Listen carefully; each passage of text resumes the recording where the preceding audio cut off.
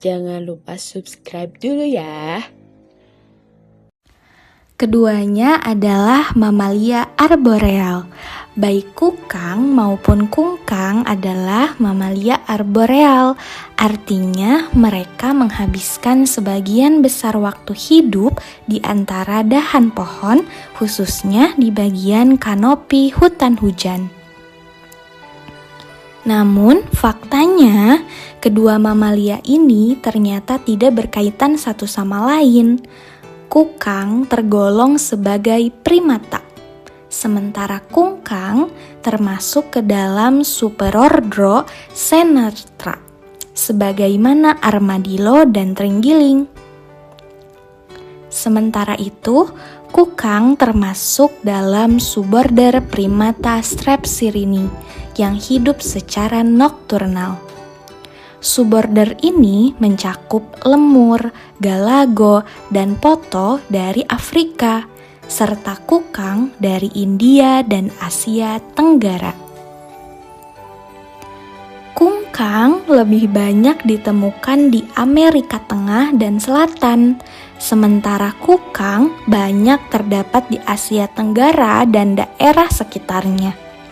Mulai dari Bangladesh dan India Timur Laut di barat hingga Kepulauan Sulu di Filipina Timur, dan dari Provinsi Yunnan di Cina di utara hingga Pulau Jawa di selatan. Jika ada lomba adu kecepatan antara kukang dan kungkang, maka kukanglah yang akan menjadi pemenangnya.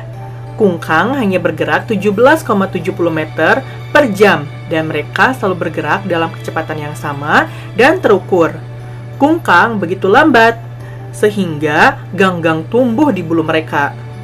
Kukang juga bergerak lambat, hanya saja mereka bergerak sedikit lebih cepat dari kungkang, dengan jarak tempuh 1,9 km per jam, dan dapat lebih cepat saat menyiram mangsanya di malam hari. Gerakan yang cenderung lamban ini membuat kukang memiliki sistem metabolisme yang lambat pula. Namun, tentu saja tak selamat sistem metabolisme kungkang. Kukang adalah mamalia omnivora. Mereka tak hanya memakan buah-buahan, namun juga dedaunan, getah pohon, serangga, dan satwa-satwa kecil. Sistem pertahanan unik. Kungkang bergerak terlalu lambat untuk dapat mengendalikan diri saat terancam, sehingga mereka sepenuhnya mengandalkan kemampuan kamuflase untuk bertahan dari pemakannya. Sementara itu, kukang memiliki sistem pertahanan yang lebih canggih. Kungkang merupakan satu-satunya primata beracun di dunia. Mulut dan lipatan sikunya mengandung racun yang cukup kuat untuk mengusir pemangsa. Mereka pun memiliki gigitan. Racun diperoleh dengan menjilati kelenjar keringat di lengan mereka dan diaktifkan dengan mengkampurnya bersama air liur. Beberapa tahun yang lalu, kukang ramai diperbincangkan di media sosial ketika banyak video beredar yang menunjukkan beberapa orang memegang atau merawat mereka sebagai hewan peliharaan. Meski menggemaskan, memegang kukang sangatlah tidak disarankan karena selain dapat membuat kukang tertekan, tindakan tersebut juga memicu aktivitas jual beli satwa liar secara ilegal. Faktanya, ke-8 spesies kukang dilindungi oleh undang-undang setempat di Asia Selatan hingga Asia Tenggara, termasuk Indonesia, dan diatur pula dalam Konvensi Perdagangan Internasional Spesies Terancam Punah atau CITES. Masih belum pasti berapa banyak populasi kukang yang tersisa di alam liar. Namun, para konservasionis mengatakan populasinya terus menurun karena perdagangan hewan peliharaan. dan keyakinan yang tidak berdasar bahwa mengonsumsi primata dapat menyembuhkan penyakit tertentu.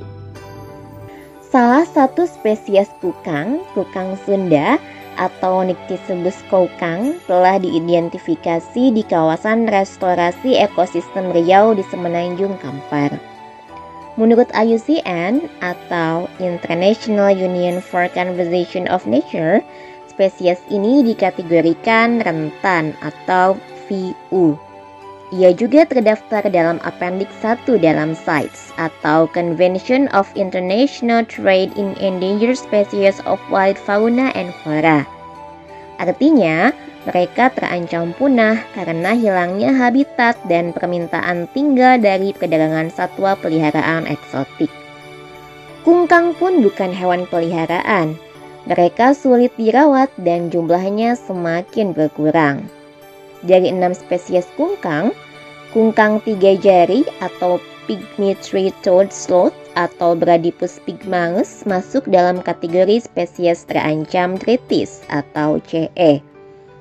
Kungkang 3 jari bersurai atau Man Three-toed Sloth atau Bradypus turquatus dianggap rentan atau VU, dan yang lainnya dikategorikan dengan status konservasi resiko rendah atau LC. Karena perusakan habitat dan perburuan, kungkang menjadi sangat rentan terhadap perubahan di lingkungan mereka.